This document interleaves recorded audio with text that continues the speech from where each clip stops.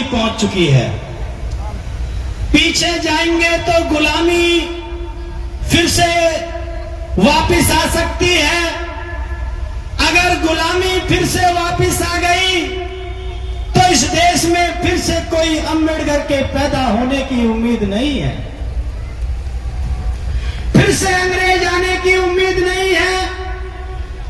जो हमारे लिए शिक्षा का अधिकार मिल सके, शिक्षा का अधिकार नहीं मिलेगा तो ज्योतिबा फूले पैदा नहीं होंगे। ज्योतिबा फूले पैदा नहीं होंगे तो स्कूल नहीं खुलेंगे, स्कूल नहीं खुलेंगे तो बाबा साहब पैदा नहीं होंगे, और बाबा साहब पैदा नहीं हुए तो हमारे लिए अधिकार के लिए संविधान नहीं मिलेगा। और अगर ये संविधान नहीं मिलेगा तो फिर से हमको काशीराम भी नहीं मिल पाएगा। और अगर काशीराम नहीं मिल पाया तो जिस समाज के पास सत्ता साधन कुछ भी नहीं होता, लेकिन हिम्मत के दम पर मान्यवर साहब काशीराम ने टूटी चप्पल पहन करके साइकिल पे खड़ा होकर के उस समय तत्काल उस समय के प्रधानमंत्री राजीव गांधी को ललकारते हुए कहा कि मैं तुझे इस जमीन पे ला करके छोड़ूंगा, तो ये काशीराम और बाबा साहब के संविधान की देन थी। जिससे चाहा उससे टकरा गए। मैं एक बात बता करके अपनी बात को समाप्त करूंगा। विरोधी लोग गुलाम बनाना चाहते हैं, लेकिन मैं धन्यवाद करता हूं उस नौजवान पीढ़ी को और अपने बुजुर्गों को। यहां पर मरना मंजूर है, लेकिन गुलामी स्वीकार करना मंजूर नहीं है इस समाज को।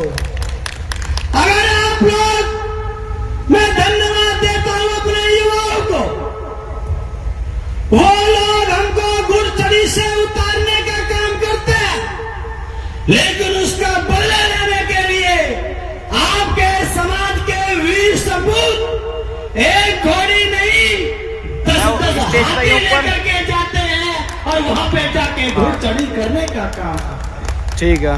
जिस समाज के लोग ठीक है पीछे न हटे, अत्याचार से डर करके पीछे न हटे, आगे बढ़ते रहे, तो समझ जाना वो समाज एक दिन जरूर इस देश पे शासन करने का काम करता है। ये दुनिया का नियम है। हारा कहां से जाता है, लड़ाई को जीता कहां से जाता है, ये बात मैं बता करके अपनी बात को समाप्त करूंगा। कैसे लड़ाई को जीतते हैं, हारी हुई बाजी को कैसे जीता जाता है। किसी ने कहा है एक ड्यू, एक वो है वो बोतल जो होती है कोल्ड ड्रिंक की, ड्यू है। कोई कहता है कि डर के आगे जीत है। डर के आगे जीत कैसे होती है, ये बात मैं आपको सच्ची घटना के उदाहरण से बता करके बात को समाप्त करूंगा। आपने सम्राट अशोक का नाम सुना होगा। सम्राट अशोक इतना खतरनाक राजा था कि उसके दिमाग में थी कि पूरी दुनिया पे शासन करना है, और लड़ाई लड़ते लड़ते लड़ते लड़ते लड़ते लड़ते वो एक बार कलिंग के युद्ध की तरफ, उड़ीसा की तरफ चला गया कि मुझे पूरी दुनिया पे शासन करना है। वो वहां पर हारा कैसे, आप जीते कैसे, मैं इस बात को बता करके बात को समाप्त करूंगा। जब सम्राट अशोक ने कलिंग पे चढ़ाई करी तो कलिंग की सारी सेना युद्ध को हार गई। अध्यक्ष जी, युद्ध को हार गई। जनता को पता चला कि उसकी सेना हार गई, राजा मारा गया और सेना हार चुकी है। तो अब सम्राट अशोक, जिसको चंडाल राजा कहा जाता था, बड़ा खतरनाक था, तो उसकी गुलामी स्वीकार करनी पड़ेगी। लेकिन वहां के लोगों ने, वहां की महिलाओं ने, वहां के बच्चों ने अपने अपने घर को छोड़ करके युद्ध भूमि की तरफ रवानगी कर दी। युद्ध भूमि की तरफ सारे घर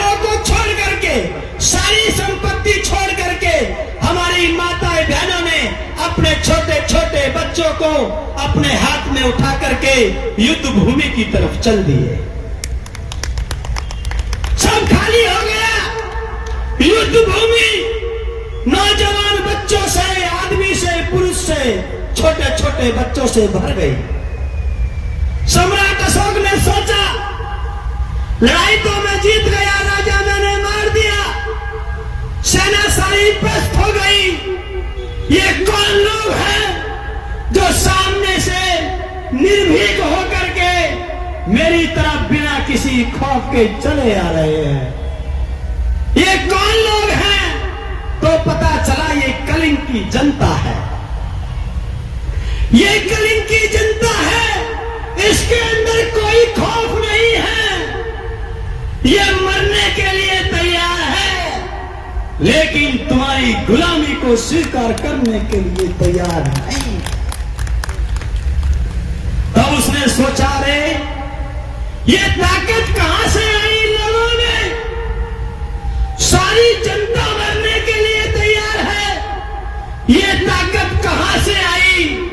तो पता चला कि ये भगवान बुद्ध को मानने वाले लोग हैं। इन्हें मरना स्वीकार है लेकिन गुलामी स्वीकार नहीं है। ऐसी ताकत है। सम्राट अशोक ने कहा कि जिस धर्म के मानने वाले लोगों में इतनी निर्भीकता हो, इतनी साहस हो, तो भगवान बुद्ध के धम्म में कितनी बड़ी शक्ति होगी। तो उसने अपने पुराने धर्म को छोड़ करके बौद्ध धर्म को अंगीकार करने का काम किया। मैं इस माध्यम से ये बताना चाहता हूं, आज तुमने पूरे देश में, पूरी दुनिया में देखा होगा, कोई बहुत बड़ा प्रयास नहीं किया, लेकिन पूरे देश की सड़कें नीली थी। एक एक बच्चा, एक एक आदमी, एक एक माता बहन अपने बच्चों को लेकर के रोड पे उतरी हुई थी। जिस समाज के लोग अपने महापुरुष के लिए, अपने अधिकारों के लिए ए टू जेड सब लोग रोड पे उतर जाए, उस समाज को गुलाम बनाना इतना आसान नहीं है। वो मरना स्वीकार कर सकता है लेकिन तुम्हारी गुलामी स्वीकार नहीं कर सकता।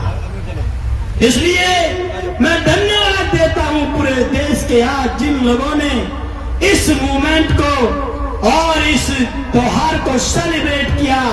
कि आज आपने देखा, सोशल मीडिया पे देखना, दिवाली और होली आपको फीकी पड़ती हुई दिखाई दी। ऐसे महापुरुष के जन्मदिन पे आप सभी को लख लख बधाई देते हुए मैं अपनी वाणी को विराम देता हूं। जय भीम, जय भारत, जय काशीराम, जय भगत सिंह, जय बसपा। धन्यवाद।